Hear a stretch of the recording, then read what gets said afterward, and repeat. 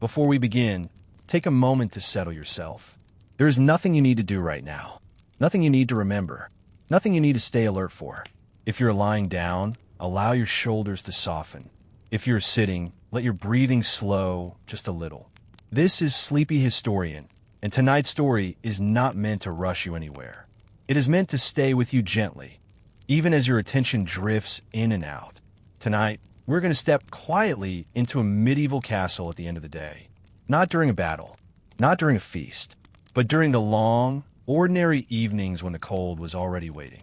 Stone castles were built to endure attack. They were designed to resist arrows, ladders, fire, and time itself. But strength, as the people who lived inside them knew well, did not mean warmth. As the sun lowered behind thick walls and narrow towers, the warmth of the day did not linger. It slipped away slowly, absorbed by stone that never truly gave it back. Even before night fully arrived, the cold had already begun to settle into floors, walls, and stairwells. For the people living inside these castles, cold was not a sudden danger. It did not announce itself loudly. It did not rush in all at once. It arrived patiently.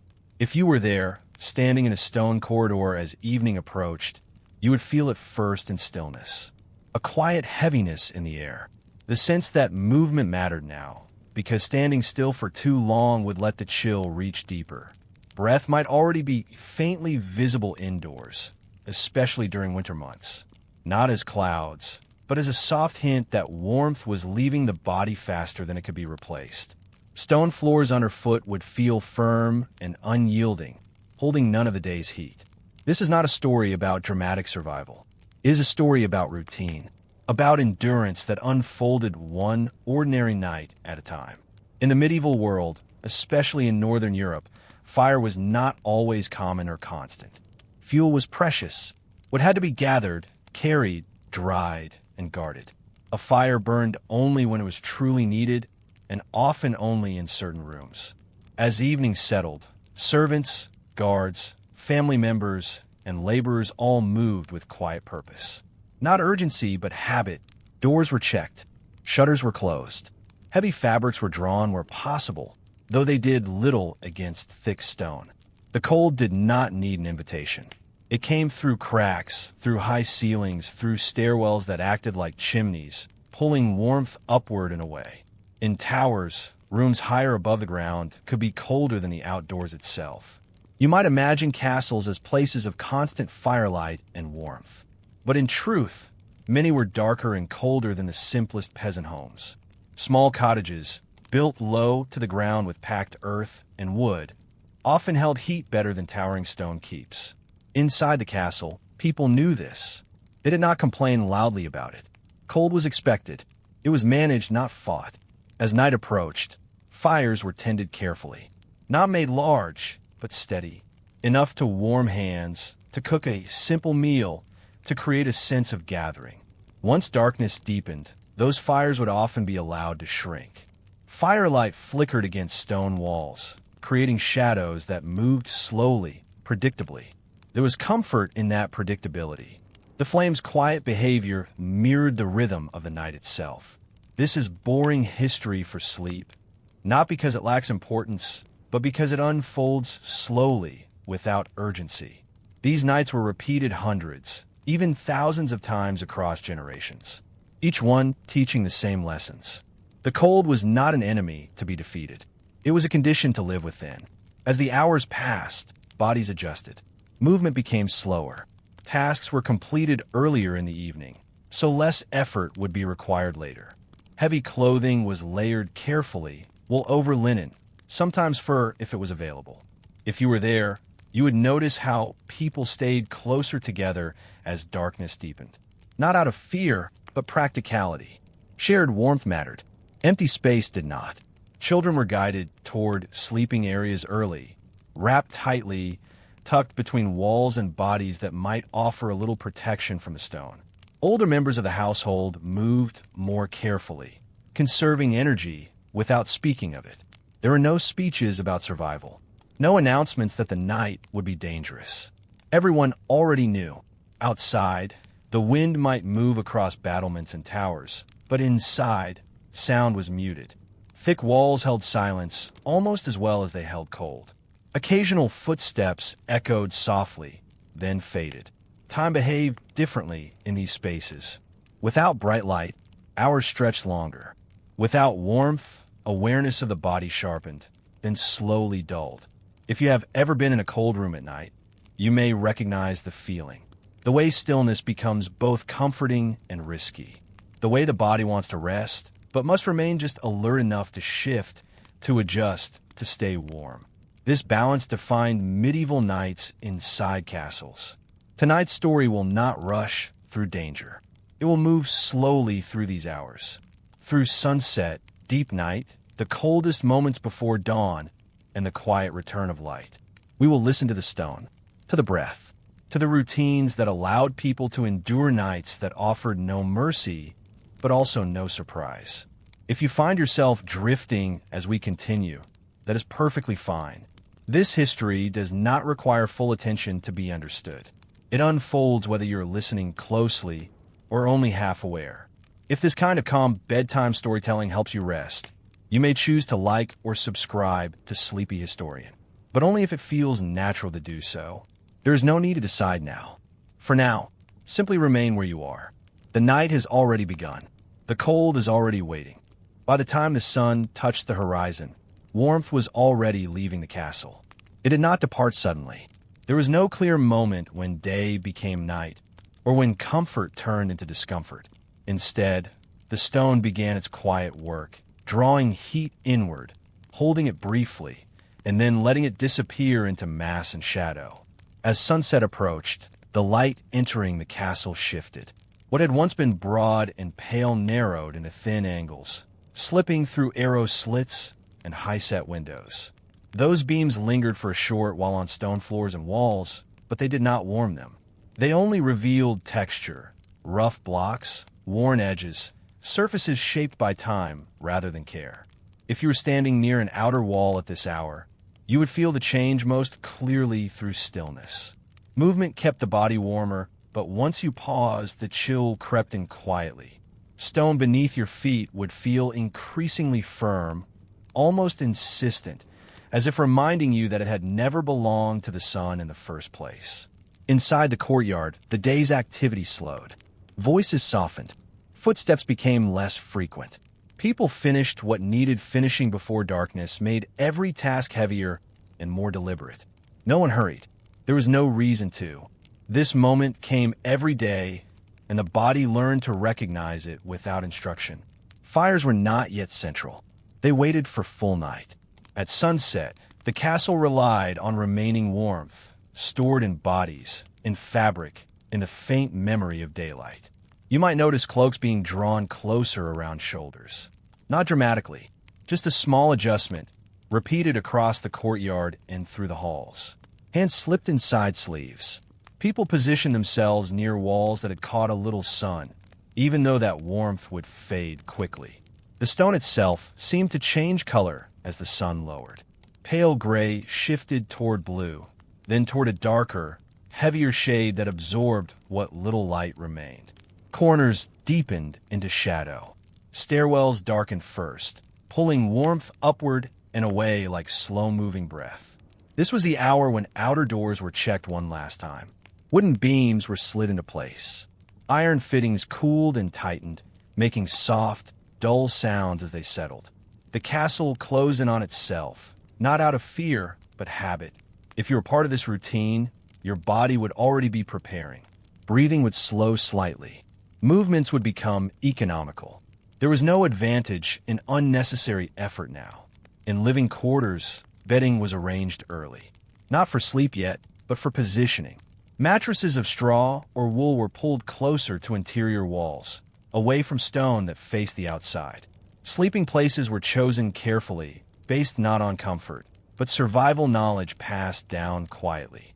Children were guided gently, already wrapped in layers meant to last the night.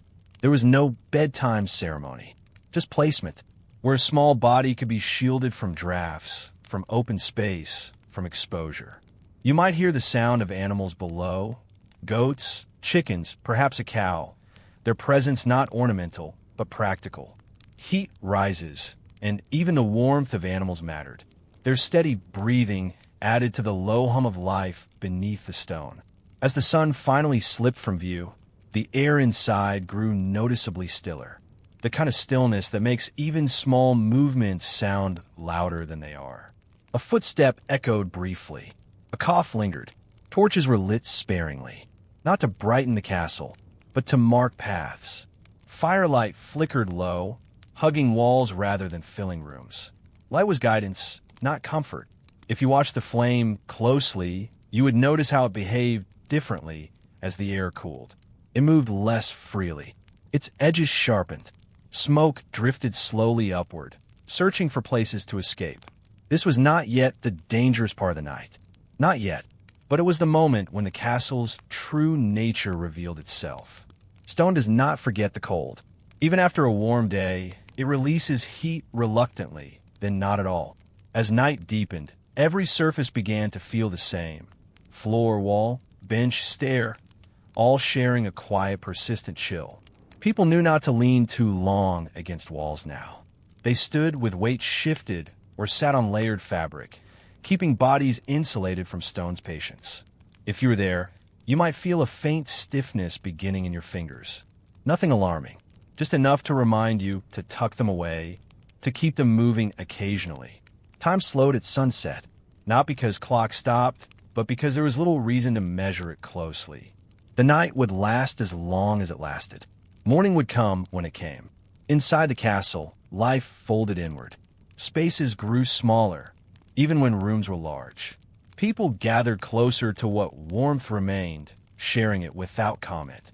This was not a dramatic adjustment. It was subtle, the kind of shift that only becomes visible when you look back later. The stone walls, now fully in shadow, did what they had always done. They stood, they endured, and they quietly took heat from everything living inside them. As the first true darkness arrived, the castle settled into its nighttime posture. Not asleep yet, but no longer belonging to the day. The night had begun. By the early hours of night, it became clear that a castle did not behave like a home. What people expected from shelter, warmth, containment, protection from the air, worked differently inside stone walls built for defense rather than comfort. Castles stood to resist force, not weather. And when night settled in, that difference mattered quietly, steadily, and without pause. Stone was the first reason. Unlike wood or earth, stone absorbed heat slowly and released it even more slowly. During the day, sunlight warmed only the outermost surface of walls. That warmth rarely reached the interior. And once the sun disappeared, whatever little heat the stone held was pulled back into its mass, away from human bodies. If you pressed your palm against a castle wall at night, you would not feel neutrality. You would feel absence. The stone did not reflect your warmth back to you. It accepted it, held it briefly, and then carried it away. Homes built for living were different. Wooden beams, plaster, packed earth. These materials trapped air. They softened temperature changes. Castles did the opposite. Their thickness amplified the cold. Many castle walls were several meters thick. That mass created a stable interior temperature, but stability did not mean comfort. It meant that once the cold arrived, it stayed. Air movement made the problem worse. Castles were full of vertical spaces, towers, stairwells, high halls, designed to give defenders advantage. At night, those same spaces acted like channels, pulling warmer air upward and letting colder air sink down into living areas. Drafts moved invisibly. They slipped through arrow slits under doors along staircases. Not strong winds, just persistent movement that prevented warmth from settling. If you were seated near the floor, you would feel it first. Cold pooled low, wrapping around ankles and legs. Standing offered little relief, as the air above was only marginally warmer. Unlike homes, castles could not easily be sealed. Doors were heavy but imperfect. Windows were narrow but uncovered. Glass was rare. Cloth or shutters blocked light more effectively than cold. At night, those openings mattered. Even when closed, they allowed air to move slowly, carrying away heat hour by hour. Upper rooms were often colder than lower ones. This surprised those unfamiliar with castle life. Warm air rose during the day, but at night, exposure dominated. Higher rooms met wind directly. Stone cooled faster there, pulling warmth from bodies resting near it. This is why many people slept closer to the center of the castle, away from outer walls. Not for privacy, for temperature. If you were guided to a sleeping place, it would not be chosen casually. You would be placed where stone met stone, where walls shared heat with other rooms, not with the outside air. Fire helped, but only briefly. Fireplaces were inefficient. Most heat escaped upward with smoke, or remained warmed faces and hands, not rooms. People understood this. They did not expect fire to defeat the cold. They used it to delay it. A fire burned strongest early in the night, when attention was still sharp. Later, it was allowed to fade. Fuel was limited. Sleep demanded conservation. As flames diminished, the castle returned to its natural state. Stillness increased. Air thickened. Stone resumed control. If you're lying down now, wrapped in layers, you would notice how warmth behaved differently than during the day. It did not spread. It stayed close, pressed against the body like a held breath. Movement disturbed it. Turning too often let cold slip in. Remaining still helped preserve what little heat you had gathered. This is why castle life emphasized routine. Not tradition for its own sake, but survival knowledge. People knew where to sit, where to sleep, where not to linger. They avoided touching stone directly. They layered fabric beneath and between bodies and walls. They shared space even when solitude might have been preferred. Castles were also quiet at night in a way homes were not. Sound carried differently. Thick walls absorbed echoes. Large rooms dampened noise. That silence amplified awareness of cold. In a small home, warmth came from proximity. Close walls, low ceilings shared breath. In a castle, space worked against comfort. Large halls felt impressive by day. By night, they felt empty, cavernous, resistant. People avoided them unless necessary. They gathered in smaller chambers, kitchens, storerooms, any place where air could be shared. If you walked through a great hall at night, you would feel exposed. Not to enemies, but to emptiness. Your footsteps would sound distant. Your breath would feel louder than usual. The cold would seem to arrive sooner there. This was not fear. It was awareness. Castles demanded a different understanding of shelter. They protected against attack, but not against the elements. At night, the cold was not outside the walls. It was inside them. By the time the night deepened, everyone within the castle understood this without needing words. The stone had spoken, and the body listened. By the time full darkness arrived, the castle had already changed its behavior. The shift was not sudden. There was no single moment when night announced itself. Instead, the light thinned gradually, retreating from corners, then from walls, until it lingered only near flames and doorways. What remained was not blackness, but a muted, waiting dimness that settled into every space. These first hours after sunset were the most active of the night, not because people felt energetic, but because there were still tasks that could not be delayed. Fires were checked one last time. Fuel was adjusted carefully. Not too much, not too little. Too much would burn too fast and wasted warmth. Too little allowed the fire to fail before midnight. Those responsible for tending flames moved quietly and deliberately. They knew the rhythm. They had learned it through repetition rather than instruction. If you were present, you would notice how little was said. Voices stayed low. Movements were economical. Nothing about the routine suggested urgency, but everything suggested care. Doors were closed in a particular order. Not all at once. Interior doors first, outer doors last. Each closure slightly changed the air, trapping what warmth remained inside. Heavy wooden doors did not seal tightly. They were barriers, not insulators. But even imperfect barriers mattered. As they closed, drafts softened. Air slowed. The castle exhaled. During these hours, people still sat upright. They shifted positions. They spoke quietly if needed. Once bodies lay down fully, movement became costly. Seating mattered now. Benches were lined with cloth. Stools were placed away from stone walls. Those who knew the castle best chose spots that seemed unremarkable but were carefully learned over years. If you sat in the wrong place, you would feel it quickly. Cold rising from beneath, stone drawing warmth from your side, a chill that refused to leave. The body responded without conscious thought. Shoulders hunched, hands folded inward, feet tucked beneath layers. Warmth became something to guard rather than create. This was also the hour when shared space tightened. People gathered closer, not necessarily touching, but nearer than during the day. Shared breath warmed the air slightly. Bodies broke drafts. Presence itself mattered. Those who lived alone within the castle often chose to sleep near others during winter nights. Privacy gave way to practicality. No one needed to explain why. If you lay down now, you would feel the stone beneath you even through layers of cloth and straw. The ground held cold patiently. It did not rush. It waited. Position became important. Sleeping with your back to the wall conserved space but cost warmth. Turning toward the interior of the room helped retain heat. Curling slightly reduced exposed surface. These adjustments were subtle. They were not strategies discussed aloud. They were habits passed quietly from body to body. The castle itself grew quieter as the hours passed. Footsteps faded. Tools were set aside. Even the fire spoke less as its crackle softened into a low murmur. Sound behaved differently now. Without daylight activity, small noises stood out. The settling of timber, the distant shift of wind against stone, an occasional cough or sigh. These sounds were not alarming.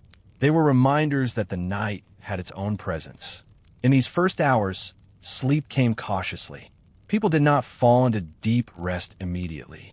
They hovered between waking and drifting, aware that too much stillness too soon could allow cold to take advantage. Eyes closed, opened again, closed once more. If you listened, you would hear breathing change gradually, slower, deeper, more measured. Firelight flickered lower. This was the moment when the castle truly claimed the night.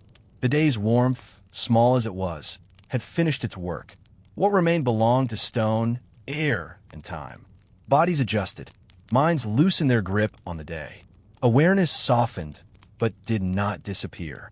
These first hours were not the most dangerous. That came later, but they were important. They set the tone. They determined whether warmth would last or vanish too quickly. They decided whether the night would be merely uncomfortable or quietly unforgiving. As darkness deepened, the castle settled fully into itself, and those inside settled with it. Cold did not arrive inside the castle like an enemy. It did not rush forward or announce itself. Instead, it moved the way time moves, steadily, quietly, and without concern for resistance. In the hours after darkness fully settled, the cold began its most patient work. At first, the change was subtle, almost easy to ignore. The body still held warmth from the day. Muscles remembered movement. Hands still responded quickly when asked to lift, fold, or adjust cloth. But even then, the process had already begun. Cold works by taking, not by striking. Stone absorbed heat the way dry earth absorbs rain, without sound, without pause. The air, slowed by closed doors, still carried chill downward, pooling near floors and creeping into joints. If you're lying still, you would feel it first in the extremities. Fingers losing their ease, toes stiffening slightly inside wool and leather. These sensations did not cause alarm. They caused adjustment. Hands tucked inward, feet drawn closer to the body. A shift in posture that required little thought. The body was cooperating with the environment now, not resisting it. As minutes stretched into hours, movement became less frequent. Not because people slept deeply, but because each movement cost warmth. To roll over meant exposing skin briefly. To sit up meant lifting the chest away from shared heat.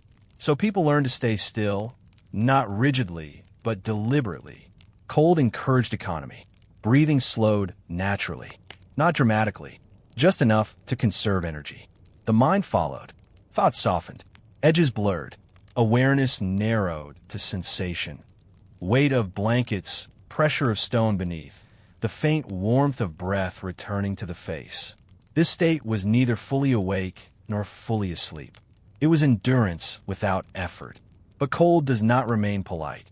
As the night deepened, muscles cooled further. What had been flexibility became resistance. Joints felt heavier. Turning required intention. If you attempted to stretch, the body would hesitate, not in pain, but in warning. People learned to respect that warning. Stretching too much exposed warmth. Remaining too still risked stiffness. So movement became minimal and timed. A shift every so often. A hand pressed briefly against a warmer surface. A knee drawn closer. These actions were rarely conscious decisions. They were habits shaped over countless nights. Cold also dulled sensation. The sharpness of touch softened. Textures blended together. The line between blanket and clothing blurred. This dulling was dangerous only when ignored, which is why awareness never fully disappeared. Even in near sleep, part of the mind stayed alert. This was not fear. It was familiarity. The body understood cold as a condition, not a threat. But endurance had limits. Those with less muscle, less fat, or less strength felt the effect sooner. Children curled instinctively. The elderly stayed closer to others. Shared warmth became essential. If you lay near another body, the difference was noticeable. Not dramatic, but meaningful. Heat lingered longer. The air between bodies stayed slightly warmer. Breath mingled and returned warmth gently. People did not speak of this. They simply adjusted positions. Cold also changed sleep itself. Deep sleep was risky. Too much stillness allowed heat to drain unchecked. So sleep came in layers. Light sleep first, a waking moment, then drifting again.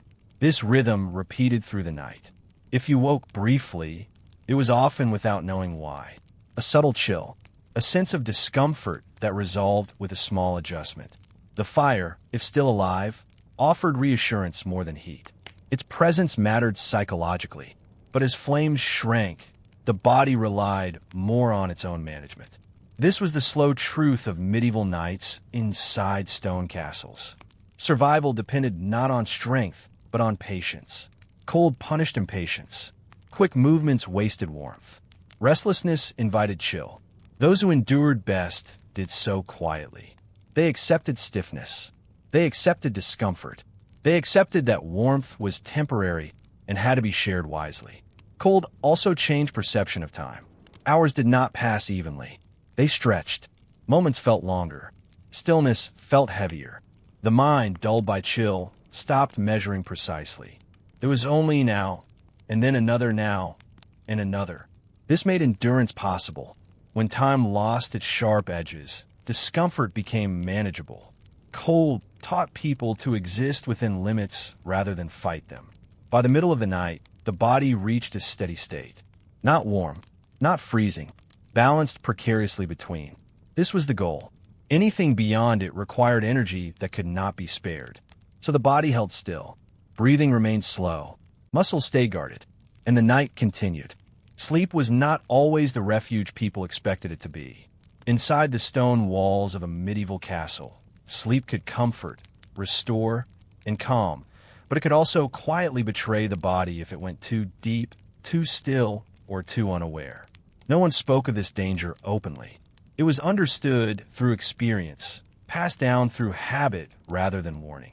As the night deepened and the fire shrank to embers, the body's natural desire was to surrender fully, to let muscles relax completely, to let awareness fade, to let the weight of blankets become the whole world. But full surrender was not safe. The problem was not sleep itself. It was the depth of it. When the body entered its deepest rest, everything slowed. Breathing softened. Movement stopped. The internal signals that normally prompted adjustment grew faint. In warmth, this was healing. In cold, it was dangerous. Body temperature did not drop suddenly. It slipped downward in small, almost polite steps, a fraction at a time, unnoticed. The cold did not wake people with pain. It lulled them with stillness. Those who slept too deeply stopped shifting. They stopped curling tighter.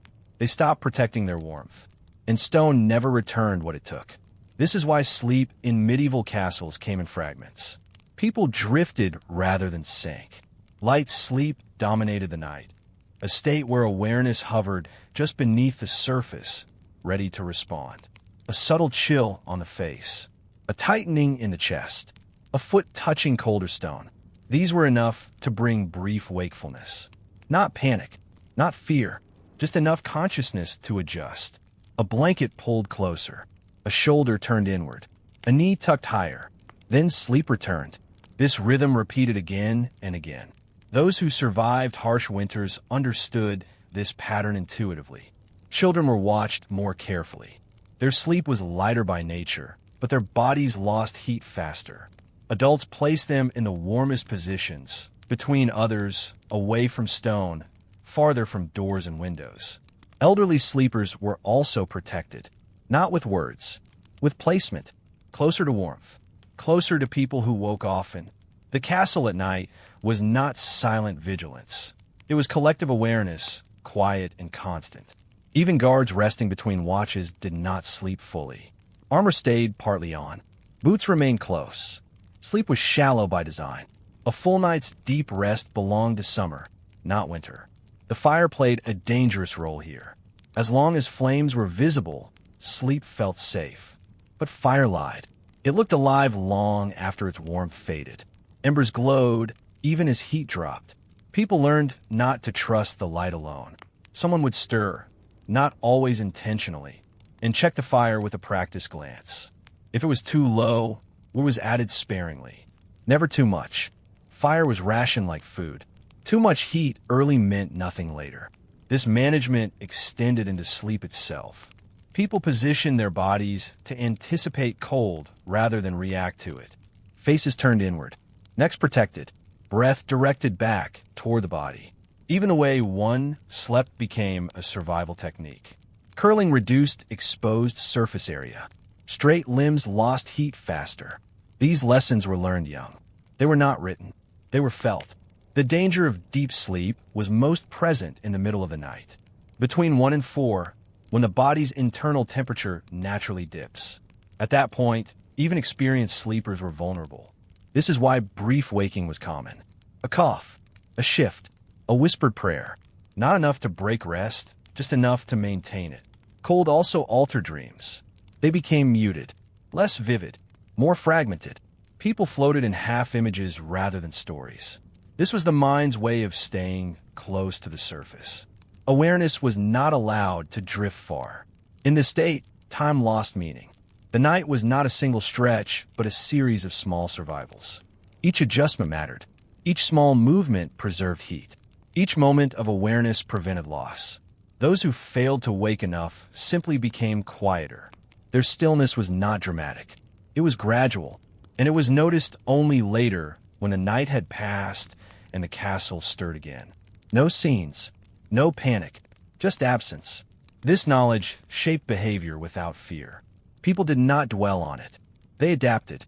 Sleep remained necessary, but it was treated with respect, not as escape, but as negotiation, a balance between rest and vigilance, between surrender and control. This balance defined survival in cold stone castles. Those who mastered it lived through winter after winter. Those who did not were remembered quietly, or not at all. And so, through countless nights, people learned how to sleep without disappearing into it. By the long hours past midnight, the castle seemed to hold its breath. The quiet was not merely the absence of noise, but a presence, the weight of cold itself. Stone walls, still and indifferent, absorbed what little heat remained. Fires had dwindled to embers, and the slow drop in temperature pressed on every body within the walls. Some bodies endured this with a quiet rhythm, moving and adjusting without conscious thought. Others were more fragile. Children, the elderly, and those with weaker constitutions. These individuals were not forgotten. Rather, survival relied on subtle attentiveness, placement, and gentle, habitual care. Children often slept lightly, their bodies more sensitive to the cold. Even a small draft could stir a shiver. Their hands and feet were the first to feel the stone's chill, and their breath, visible in the frosty air, served as a quiet warning. Parents and guardians instinctively arranged them where warmth lingered. near other bodies, away from unsealed doors or towers where wind crept through gaps. A child might be tucked between siblings, or laid upon straw bedding close to the fire's residual heat. Every movement, no matter how small, was part of a dance with the night's cold. Elderly individuals presented another set of challenges. Muscles stiffer than those of youth, circulation slower, awareness dulled by age, they required careful positioning. Blankets and furs were layered with intent. Thick beneath, softer atop, to preserve what warmth their bodies could not generate. Unlike children, their vigilance could not be relied upon. Subtle adjustments had to be made around them, almost without notice, so as not to disturb their sleep while still maintaining protection. The quiet monitoring of an older relative was a continuous task, often passed from one household member to another.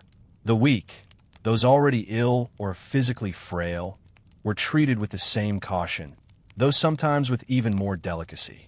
Small bodies in early sickness, or those recovering from injuries, lost heat more rapidly, and every slight movement mattered. Shared warmth became a lifeline. Nearby sleepers shifted instinctively, limbs pressed against those who needed it most, bodies creating a silent network of heat. No words were spoken, no fuss made. The night demanded subtlety. Careful consideration of the castle's architecture played a role as well. Stone floors and walls were unforgiving, drawing heat away from anyone who lingered too long in isolation. Bedrooms higher in towers were often colder than those below, where residual warmth from hearths and kitchens descended slowly. Drafts through stairwells, corridors, or slightly open doors carried away any lingering comfort. Thus, placement of vulnerable individuals was a quiet science. Guardians moved them toward sheltered corners, away from stone-facing windows, and often near the heaviest sleepers whose body heat could serve as a buffer. Within this arrangement, habit became survival. Shifting, stretching, curling, each small motion conserved warmth. Even breath was moderated. A gentle exhale tucked close to one's body could provide a measure of warmth in immediate space. Hands were kept tucked, sometimes under chins, sometimes against the torso. Fingers flexed slowly, then rested, keeping circulation just enough to avoid numbness. Feet rotated beneath blankets, toes curling against the cold stone floor, never fully still, never fully surrendered. Observations of these fragile sleepers were subtle and continuous. Some never fully opened their eyes, but their bodies spoke. A twitch of a finger, a shiver passing through a shoulder, a sigh, all indicators of comfort or distress. Those responsible for the young, old, or weak responded instinctively. Blankets were adjusted, straw repositioned, furs pressed closer. These were small gestures, unnoticed unless one paid attention, yet each could be the difference between a steady night and a slow, quiet loss. Nighttime routines included checks without waking sleepers unnecessarily.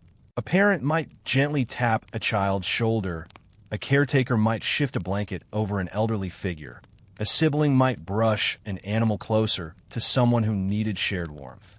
Silence was maintained. The cold itself demanded it. Every movement had purpose, and purpose restrained itself to avoid disturbance. Even in these careful arrangements, the castle was an impartial keeper. Some did not wake again. The morning light revealed absence in its soft, unremarkable way. Losses were noted silently, with subtle readjustments in positioning, but not mourned aloud in the hours before warmth returned.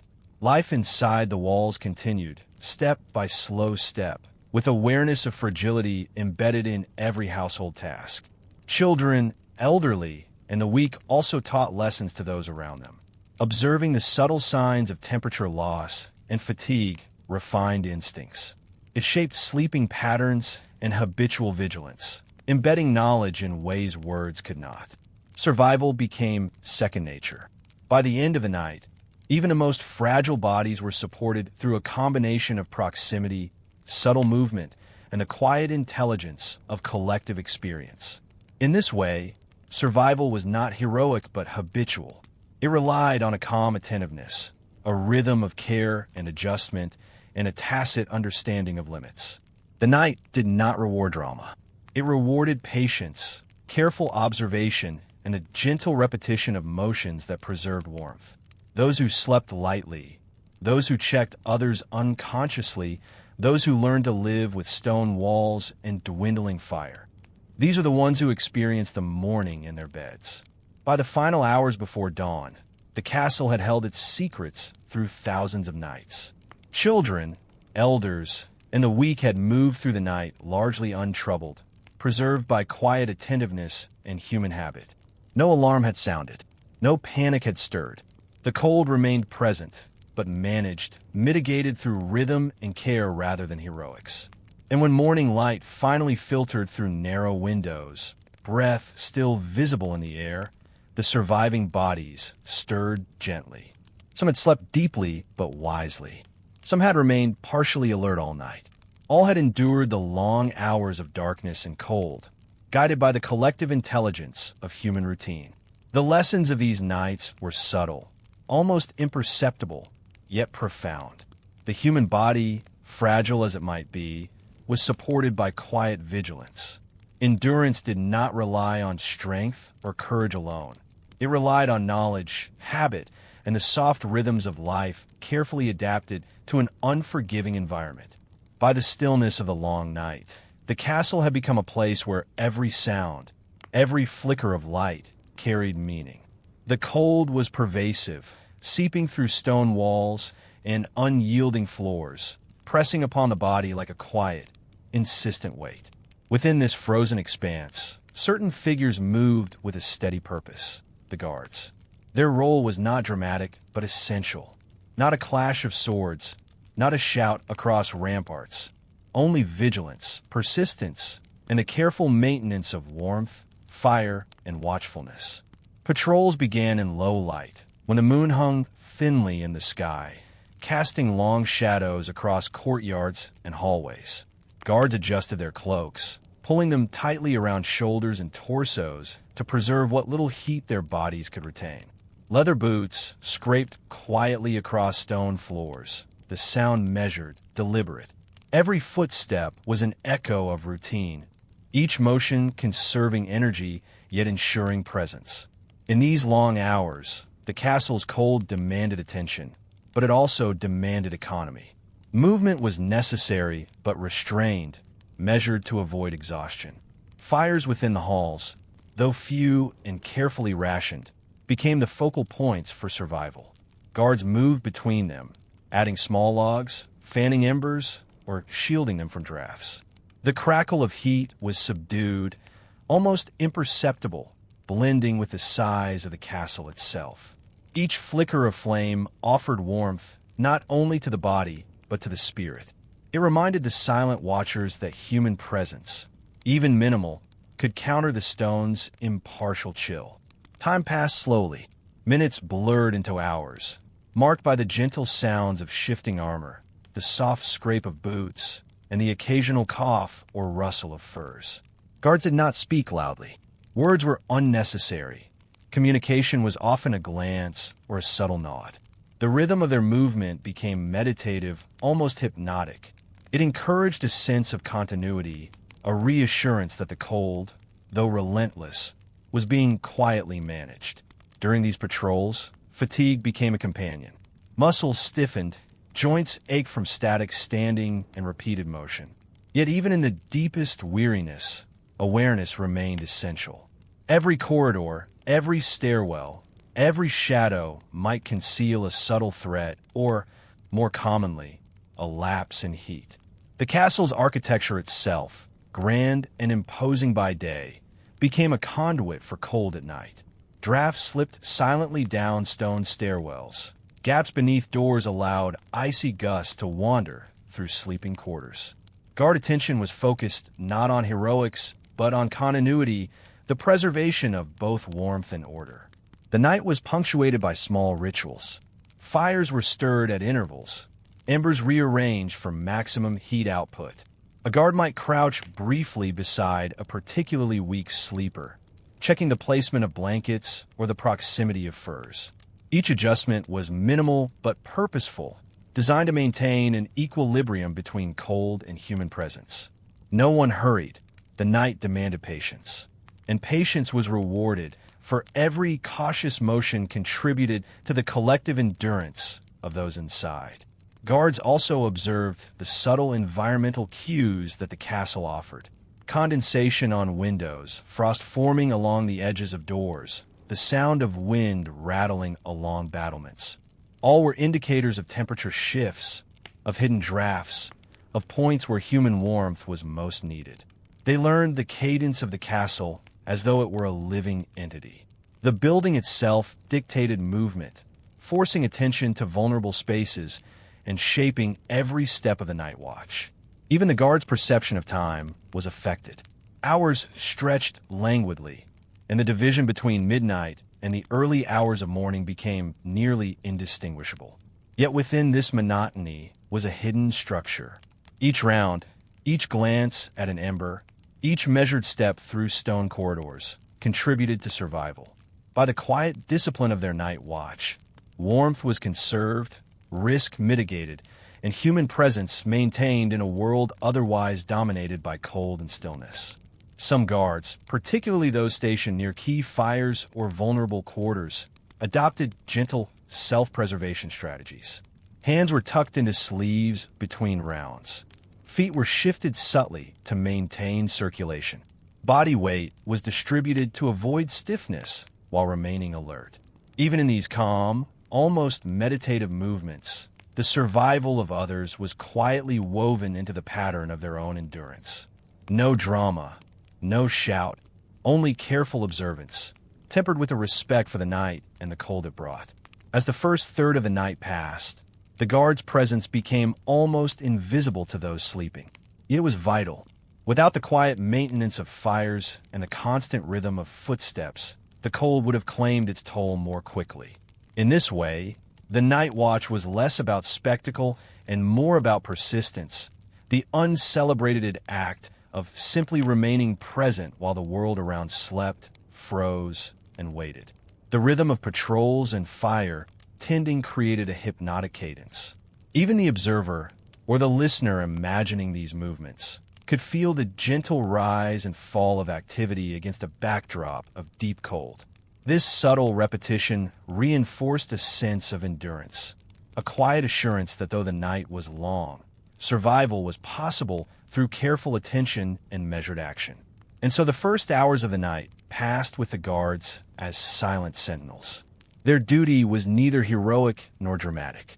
It was deliberate, patient, and endlessly attentive. Through their quiet watch, embers glowed, shadows shifted without threat, and the castle's cold was faced with calm, continuous vigilance. By the heart of the night, the castle seemed to shrink into itself. Stone walls, which had appeared steadfast and protective by day, now seemed to channel every cold gust, every whisper of wind, every subtle vibration across the frozen courtyards. The temperature had dropped further, and the frost clung to window frames, banisters, and narrow stairways. In this stillness, sound carried differently. Footsteps, whispers, and the faintest movement became amplified. The guards, accustomed to the environment, understood how sound revealed the castle's hidden dynamics. Every shift in the wind, every creak of timber, every rattle of a loose shutter offered information, a warning, a reassurance, or a reminder of the pervasive cold. Frost formed delicate patterns along edges of doorways and windows. Its crystalline beauty belied the subtle danger it represented. Cold that crept invisibly through stone could stiffen joints and slow blood flow. A misplaced step along a corridor might expose bare skin to a draft, a reminder that the night's endurance was earned in attention to the small, almost imperceptible details. Guards moved with awareness, adjusting cloaks and gloves, ensuring their own warmth while remaining alert to the world around them. The wind spoke in low whispers, gusting through battlements and around towers. It moved unpredictably, sometimes a soft sigh, other times a sudden chill that stole warmth from a room or corridor. Guards listened not just with ears, but with body and intuition. They learned which doors rattled, which stairwells funneled drafts, and where the cold found gaps in their careful preparation. Every sound became a signal, a window of frost forming, a fire losing its embers, or the faint stirrings of someone shifting in sleep. Within sleeping chambers, the cold descended slowly, almost imperceptibly. Those lying on straw or coarse bedding felt the chill in their extremities first. Fingers curled involuntarily, toes tucked closer to the body. Breath became visible in the flickering firelight, each exhalation a reminder of the warmth being used and lost. Guards, walking their rounds, noted these subtle signs. Adjusting furs, repositioning blankets, or stirring the fire with careful hands could make the difference between a mild shiver and deep, steady discomfort. Even in rooms partially shielded by heavy draperies or tapestries, the wind found passage. Castle walls, though thick, were conduits for cold when temperatures dropped drastically outside. The draft that slid beneath a door or down a corridor could reach deep into sleeping quarters before anyone noticed. Guards, walking in rhythm along the hallways, became both observers and regulators of this invisible force. They moved slowly, with deliberate attention, checking corners and corridors, listening to the subtle symphony of frost, stone, and wind. Time seemed suspended. In these hours, the world was stripped of its daytime markers. No sun, no bustling courtyard, no bell to mark passage. The wind became a clock of sorts, gusts recurring at irregular intervals, reminding those awake that the night was long and measured in patience. For the listener imagining this scene, the rhythm of wind and frost against stone became hypnotic. It encouraged a sense of stillness, a gentle invitation to drift mentally while the guards maintained the slow vigilance that made survival possible. Attention to sound was not only practical, but also meditative. The crackle of embers, the faint scraping of boots, the distant sigh of shudder in the wind, each created a texture of presence. The castle's environment dictated movement. The slightest disruption in sound could indicate a dying fire or a sleeper shifting dangerously in cold. Guards leaned into this awareness, moving in patterns dictated by centuries of trial and quiet endurance, ensuring that the forces of wind and frost remained managed, however subtly. Even minimal miscalculations had consequences.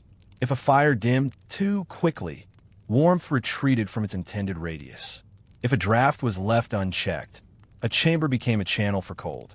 Yet all of this was handled with calm precision, without alarm, without dramatic gestures.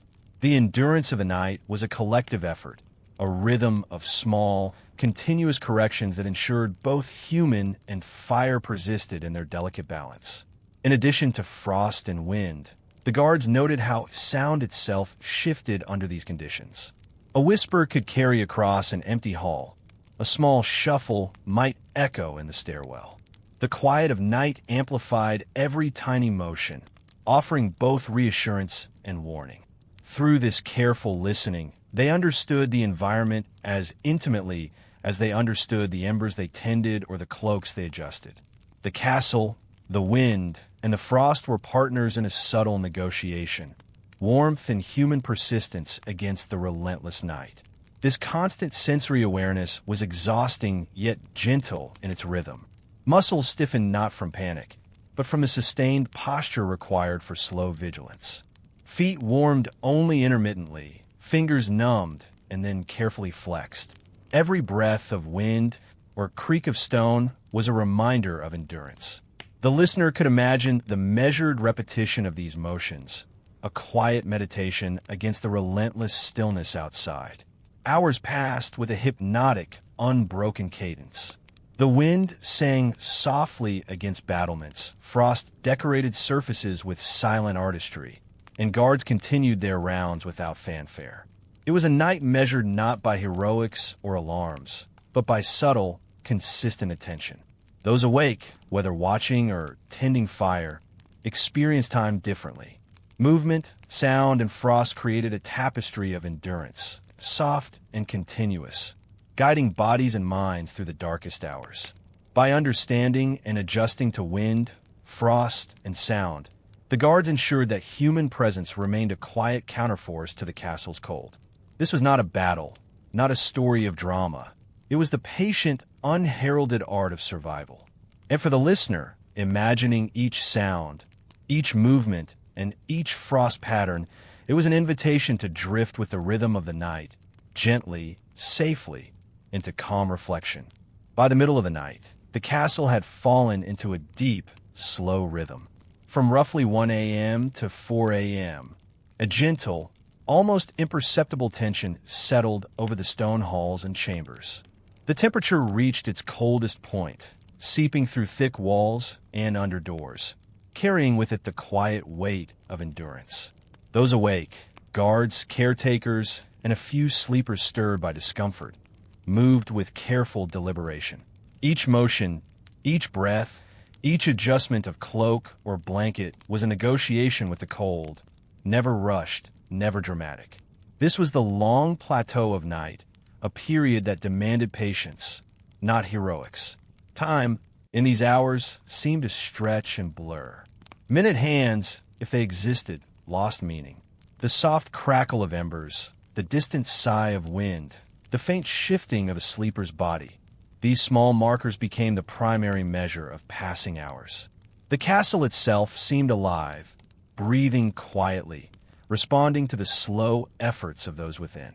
Cold crept along floors and staircases, pooling in low corners, seeking the warmth of bodies, yet offering no sudden threat.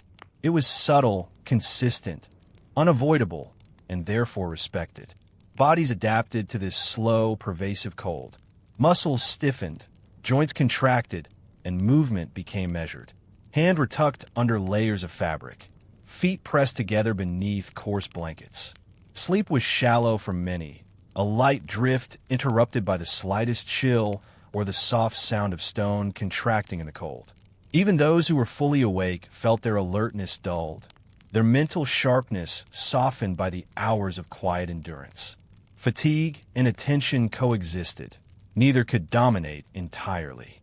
This was the essence of surviving the night, an equilibrium between vigilance and surrender. Fires were tended in this interval, but minimally. Embers glowed faintly, providing just enough warmth to stave off deep discomfort. Feeding the flames too eagerly might deplete the limited supply of wood or charcoal before morning. So caretakers with slow, practiced motions nudged logs, adjusted positions, and allowed warmth to drift naturally to where it was most needed. Even the sound of a quiet rake through ashes contributed to the hypnotic cadence of the night, a soft rhythm for those awake and a gentle murmur for those half asleep. The castle corridors carried sound differently in this stillness. Every shuffle of boots, every small sigh, every whisper traveled farther than it would by day. Wind and frost outside heightened this awareness, carrying distant noises into chambers in ways that felt intimate yet distant. Guards relied on this amplified sound to maintain presence without exertion. Listening became an act of endurance, noting shifts, recognizing patterns, anticipating the subtle demands of a long, cold night. Throughout the middle hours, the body's responses became a quiet narrative of survival. Blood slowed in extremities, toes curled, and hands sought warmth. Movement was minimal to conserve energy, yet necessary to prevent stiffness from setting entirely. The body learned repetition and restraint. Each inhalation, each adjustment was deliberate. Each small flex of fingers or legs maintained circulation and stave off discomfort. Sleep, if it came, was light, fragile, punctuated by awareness of cold or the faint movements of others nearby. For the listener imagining this, the experience is immersive yet gentle. You can sense the progression of fatigue, the dulled focus, the slow drift of mind and body toward a kind of restful awareness. The castle, the cold, the soft firelight, the faint sounds, all combine to create an environment of measured endurance. There is no rush, no climax, no sudden threat. Only the patient, hypnotic rhythm of a long, cold night. Each detail, from the frost patterns to the embers' glow, reinforces the slow passing of hours and the quiet, continuous effort of survival. Even minimal adjustments, repositioning a blanket, tugging a cloak tighter, shifting a foot closer to warmth, carry weight. These small acts ensure that discomfort does not escalate into suffering. The castle's occupants move with soft efficiency, maintaining presence without drawing attention to the effort itself. This is the art of enduring, subtle, continuous, repetitive, yet never dramatic. The listener can imagine drifting along with this rhythm, lulled by repetition, comforted by quiet diligence. Children, elderly, and the more fragile inhabitants are tended gently during these hours. Shared warmth, strategic positioning near fires or hearths, and periodic monitoring prevent deep chill. Nothing is loud or insistent. Every intervention is soft, measured, necessary, and unhurried. The middle hours are a plateau where survival depends on attention to small, quiet details rather than heroic deeds. This monotony is intentional, providing a hypnotic effect for those listening, encouraging a slow drift towards sleep. By the end of this stretch, the world feels suspended in time. Outside, the wind may still blow, frost may still gather, and the stone walls continue to hold the cold. Yet inside, warmth survives in careful clusters, around fires, shared bedding, and the quiet diligence of caretakers and guards. This is the essence of the long middle hours: endurance without alarm, motion without urgency, cold without panic. The listener, absorbing each minute, each sound, each breath, experiences a slow, calming passage of time, a meditation on patience and persistence in the coldest hours of night. The castle, the occupants, and the quiet forces of wind, frost, and shadow exist in equilibrium. No sudden events disturb the pattern. No dramatic moments intrude. It is a night of measured survival, subtle endurance, and soft rhythm. The mind can follow each sound, each movement, and each flicker of firelight, drifting deeper into calm reflection and sleepy attention. By the time these hours pass, the first hints of change, however gentle, begin to appear, setting the stage for dawn and the slow relief it brings. By the early hours of dawn, the long night had begun to release its grip on the castle. Cold remained, of course, but subtle shifts in light and air signaled the first changes of morning. Stone walls, which had held chill for hours, now caught the earliest hints of pale sunlight, filtering softly through narrow windows and arrow slits. Inside, the inhabitants of the castle stirred quietly, their bodies still heavy from hours of minimal movement and sleep broken by cold. The night's endurance gave way to early strategies of warmth, positioning, and careful motion. Survival, through these final hours before daylight, relied heavily on arrangement. Those sleeping in groups, families, servants, or those of higher status sharing chambers, adjusted positions to maximize retained heat. Children were nestled near adults. Elderly individuals were placed where the lingering warmth of embers and human bodies could reach them most effectively. Even a small shift in posture could redistribute warmth. Knees bent slightly, arms tucked inward, blankets folded or layered, and heads inclined toward heat sources. Every adjustment mattered. Animals, too, were part of this quiet ecosystem of warmth. Dogs and cats, often allowed inside the castle in winter, became living heaters. A small hound curled at the foot of a bed or along a bench could radiate subtle warmth to toes pressed against the floor.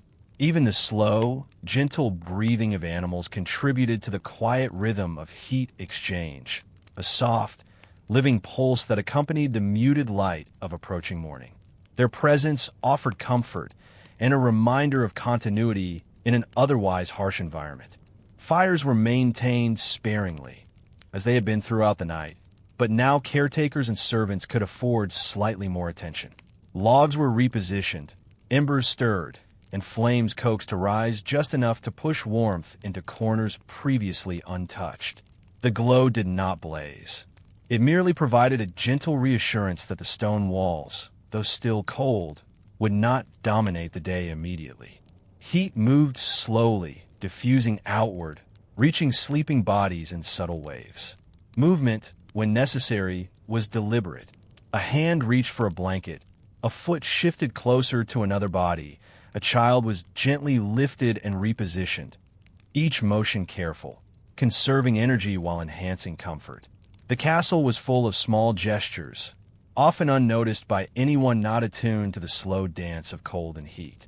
For those listening, these actions emphasize patience, attention to detail, and the understated art of endurance. There is no hurry, no sudden activity, only measured, deliberate care. The distribution of warmth also reflected hierarchy and practicality. Upper floors, typically colder, were sparsely occupied. Chambers nearer the hearth or lower floors were chosen for their thermal advantage. Beds were positioned to catch whatever residual heat lingered from previous activity, with occupants tucked close together or sharing blankets where possible. Even the choice of sleeping garments mattered. Layers of wool, linen, or fur provided modest insulation, but positioning and proximity amplified their effectiveness. Attention to these factors ensured that survival depended less on raw courage and more on quiet intelligence and careful observation. Shared warmth extended beyond the physical. The quiet presence of others offered psychological comfort, a gentle reassurance against the isolation and stillness of a long night. Even half-sleeping individuals sensed the subtle life around them. A whispered adjustment of a blanket, the soft exhalation of breath, the rustle of fabric as someone shifted slightly closer to a heat source. This was as important as any ember or animal companion. The knowledge that warmth existed nearby, maintained by careful attention, provided calm reassurance to both body and mind. Sleep, during these hours, remained shallow. Even as bodies found positions that conserved warmth, the mind remained partially alert, monitoring temperature, the position of others, and the faint sounds of wind or distant activity. Fingers and toes, always the first to chill, were flexed intermittently, shoulders and knees subtly adjusted, blankets nudged closer. Every minor action contributed to a delicate balance between rest and readiness, between endurance and comfort.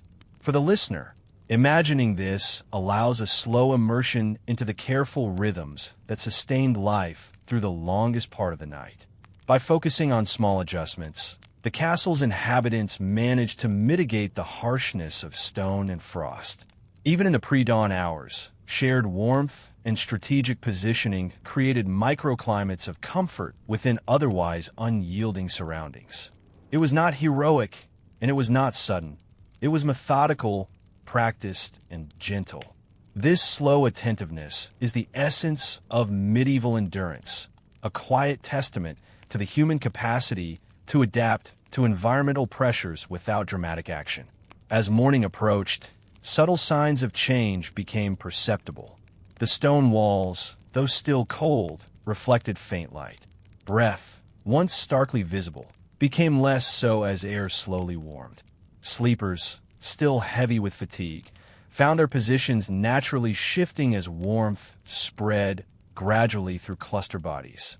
The castle, in its quiet stone and shadow, had transformed from a challenging environment to one that now allowed for gradual recovery and the soft beginning of the day. For the listener, this segment serves as both reflection and preparation.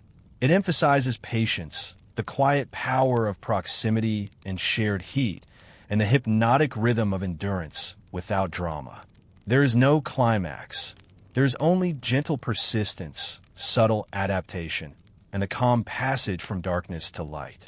Each element, the slow redistribution of warmth, the careful positioning of bodies, the shared breathing and movement, reinforces the hypnotic, sleep-inducing quality of a narrative while maintaining historical fidelity. As pale light began to diffuse gently across the stone walls of the castle, a quiet rhythm persisted among those who had survived the longest hours of the night. The chill still lingered, though it was softer now, softened by shared warmth and careful positioning. In these early hours, endurance was reinforced not only by physical strategies, but by quiet routines, repeated actions, and the subtle reassurance of belief. Habit and ritual became as vital as blankets, fires, or proximity to others. For those listening, this moment demonstrates how human resilience often relies on the slow, methodical repetition of small, comforting behaviors. In many castles, prayer and devotion formed part of the early morning cadence. A soft murmur of recited prayers, whether in Latin or the local tongue, provided a structured beginning to the day. It was not loud or commanding, but gentle, almost imperceptible, intended less for others' notice and more as a marker of continuity, of order, and of survival. The act of kneeling, bowing, or folding hands encouraged the body to stretch slightly after long hours of stillness, while the mind received reassurance that routine remained unbroken. Even in extreme cold, these familiar motions anchored the mind, creating a predictable rhythm amidst the uncertainty of the night. Habit extended beyond formalized ritual. Simple, repetitive actions, tending to a dying ember, checking on blankets, redistributing fur or wool, repositioning a child, were performed almost unconsciously. Each motion reinforced survival, each gesture added to comfort, and each repetition subtly reinforced confidence. In these quiet acts, the castle's inhabitants were enacting centuries of learned endurance. No one hurried. There was no frantic energy. Every motion was deliberate, gentle, and measured. The repetition, combined with awareness of the cold, acted like a hypnotic rhythm that reinforced both calm and readiness. For many, endurance also meant psychological adaptation. Even as bodies had suffered cold, minds were trained to accept discomfort as a natural state rather than a threat. Observing patterns of warmth and cold, noting how body positions affected comfort, and understanding how proximity to others or a fire improved survival, all contributed to a steady mental balance. Children were taught, slowly and through example, how to settle their limbs, how to find microclimates of warmth, and how to use blankets and shared bodies efficiently. The elderly or weak were similarly guided, often through touch or gentle instruction, into positions that maximize their comfort and security. These subtle social interactions reinforced the sense of shared endurance, creating a silent bond that quietly strengthened the collective ability to survive. Animals also played a continuing role in this gentle morning choreography. Dogs and cats, having slept near feet or under benches, were nudged or repositioned, maintaining warmth for their human companions. Their soft presence, measured breathing, and occasional movement contributed to a steady rhythm that emphasized calm observation. The simple awareness of living creatures nearby provided reassurance and a subtle psychological buffer against the night's lingering chill. Together, humans and animals formed a quiet ecosystem of care, where each participant contributed to the slow recovery and the gentle transition toward full daylight. The castle's architecture, ever present in the background, still influenced behavior. Drafts crept from arrow slits and high towers, though softened by the day's first light. Floors remained cold, and stone walls continued to radiate chill slowly absorbed from the night. Yet awareness of these conditions allowed the inhabitants to act strategically, repositioning bodies closer to hearths, shifting blankets, or choosing locations that offered even minimal insulation. These decisions were not made with urgency or panic, but with calm observation and thoughtful application of learned strategies. Here, survival was quiet, reflective, and deliberate. Belief and habit intersected subtly with survival in social structures.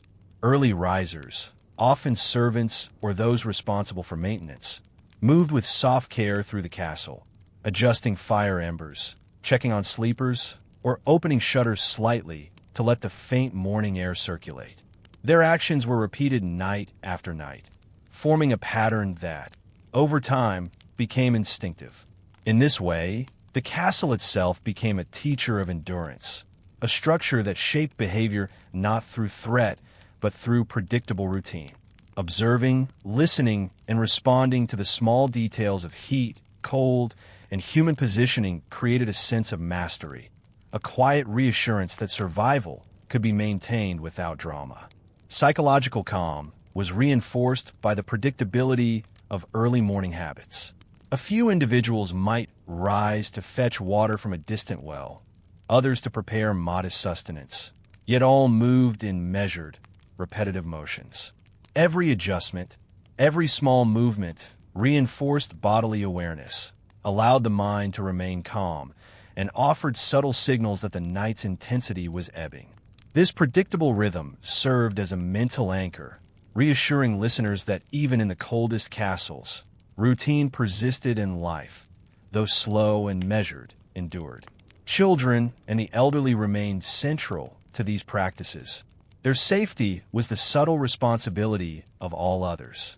Small shifts of position, slight touches, and careful blanket redistribution ensured that no one was left exposed to unnecessary cold. Even without verbal instruction, the rhythm of care became apparent. Repetition, gentle motion, attention to microclimates, and a quiet presence were all quietly coordinated. This emphasis on observation, gentle intervention, and ritualized care reinforced the enduring structure of medieval castle life in extreme conditions. As dawn approached fully, the castle's inhabitants continued their calm routines. The faint light filtered more clearly into halls and chambers, highlighting frost patterns on stone and the subtle fog of breath in the cold air. Fires, gently encouraged, provided warmth without sudden brightness. Movements remained slow, careful, and deliberate. The continued interplay of habit, belief, and strategic adjustment underscored the human capacity for enduring discomfort without panic or drama. Listeners are invited to drift within this rhythm, absorbing the hypnotic cycle of quiet care, gentle movement, and slow recovery. This segment emphasizes that survival within a cold castle was rarely about heroic deeds or dramatic rescue. It was about methodical repetition, careful attention to small details, and the psychological comfort of routine and shared experience. Through belief, habit, and endurance, the inhabitants maintained not only physical warmth but also a sense of mental stability, reinforcing the calm yet serious tone necessary for a long night's rest. The slow rhythm of early morning movements, combined with gentle attention to others, prepares the castle for the final transition into daylight while maintaining a soothing, sleep-inducing tempo. By the time the first pale streaks of morning began to touch the castle walls, the long night had largely settled into memory.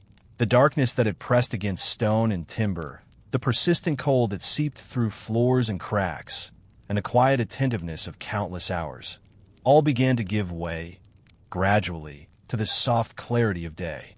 Light did not burst in suddenly. It crept along narrow arrow slits, pooled on worn flagstones, and danced gently across frost-patterned windows. It was neither triumphant nor dramatic, simply inevitable, a quiet herald of the new day. Within the castle chambers, subtle movements marked this transition.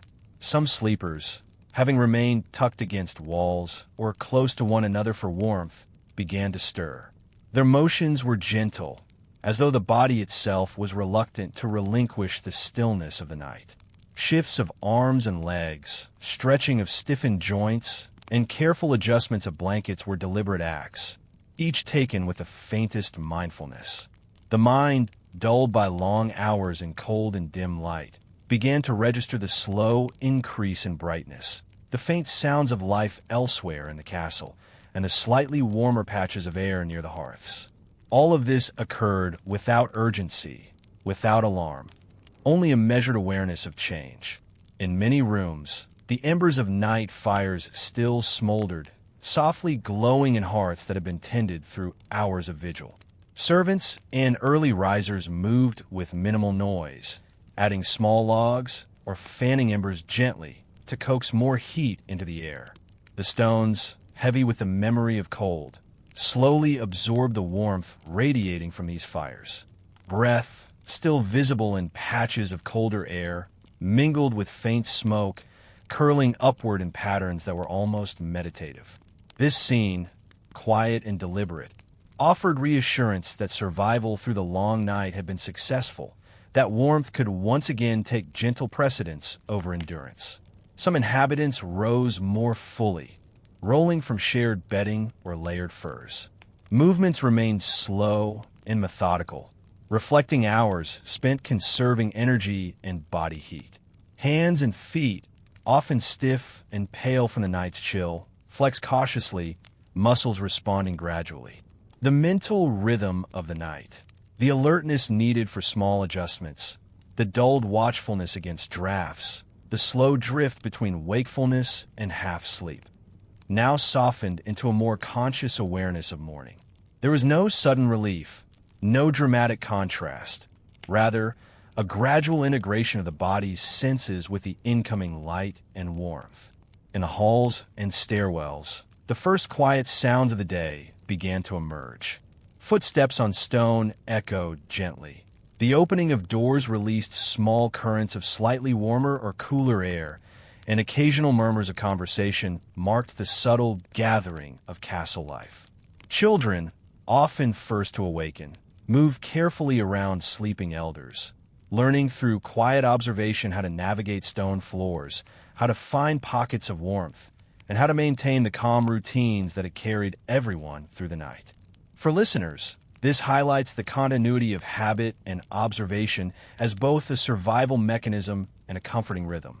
The very architecture of the castle, which had challenged warmth throughout the night, now offered subtle reassurance. Sunlight filtered along thick walls, illuminating wooden beams and tapestries, revealing textures that had been hidden in darkness. Even small drafts or remaining cold spots could be seen, allowing inhabitants to adjust positions, stoke embers, or shift blankets with precision.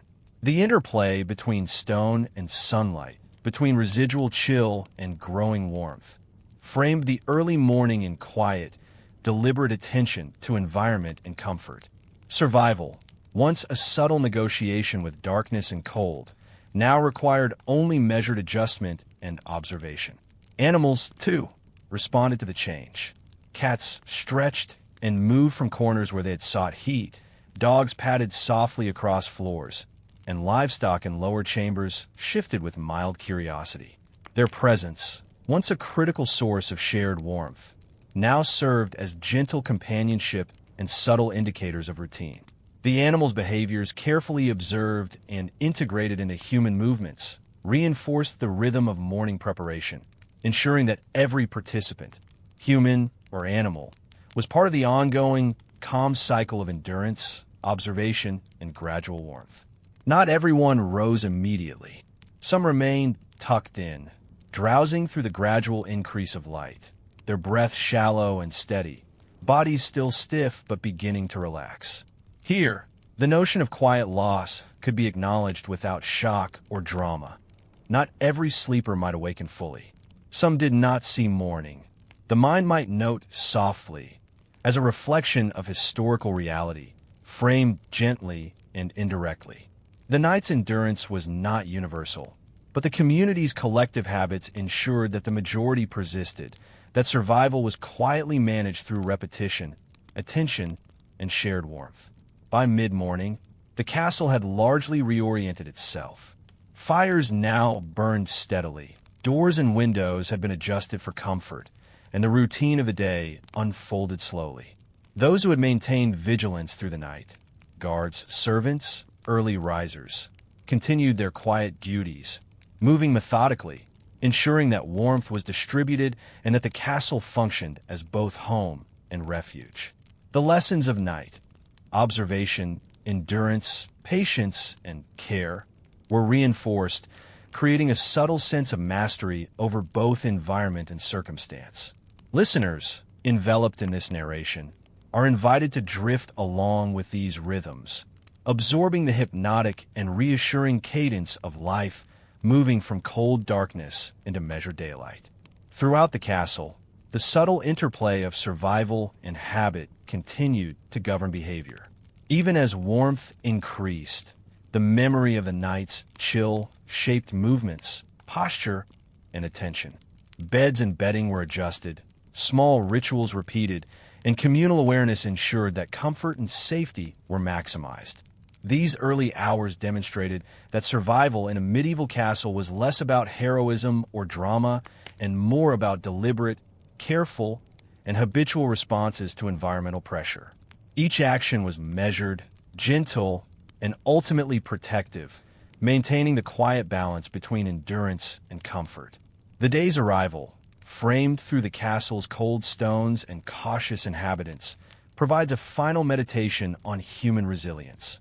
It is a slow, subtle acknowledgement that endurance is both physical and mental, that habit and ritual sustain life quietly, and that survival is often the result of collective, repeated care rather than heroic gestures.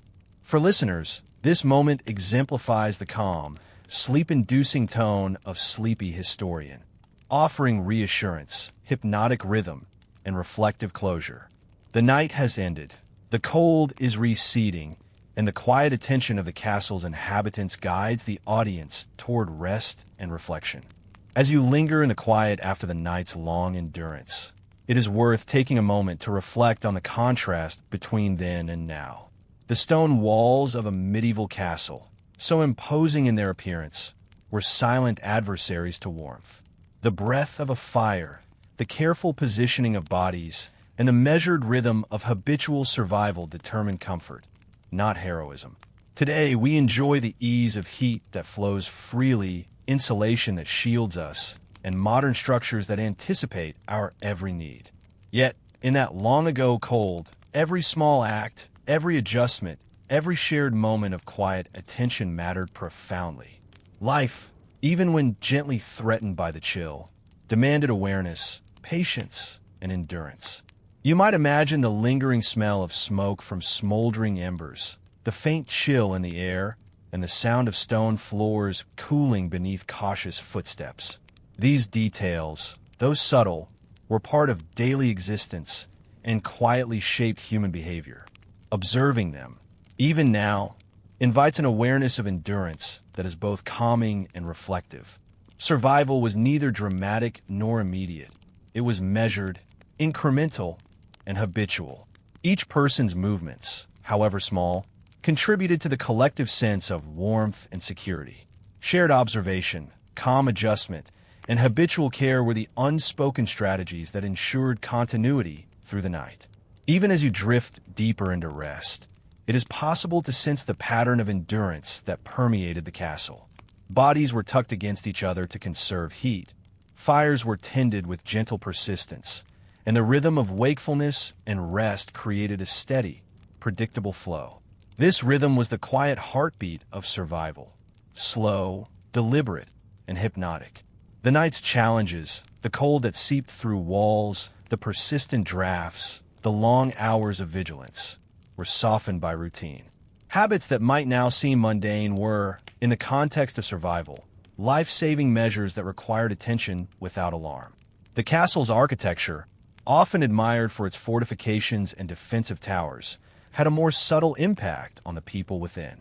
Thick stone, designed to resist siege and intrusion, also absorbed and radiated cold, creating microclimates of chill that moved slowly through hallways and chambers. Upper floors, with their high ceilings and open windows, could be colder than the surrounding environment. Stairs, corridors, and courtyards all demanded negotiation, an awareness of temperature and draft that guided every action. Even in such imposing surroundings, life was quiet and deliberate, reliant upon observation and careful adjustment rather than sudden initiative. Consider, for a moment, the humans who lived within these walls. They were alert, yet not alarmed. They adjusted, yet did not rush. Their nights were long, their bodies stiffened, and yet they endured through repetition and careful observation.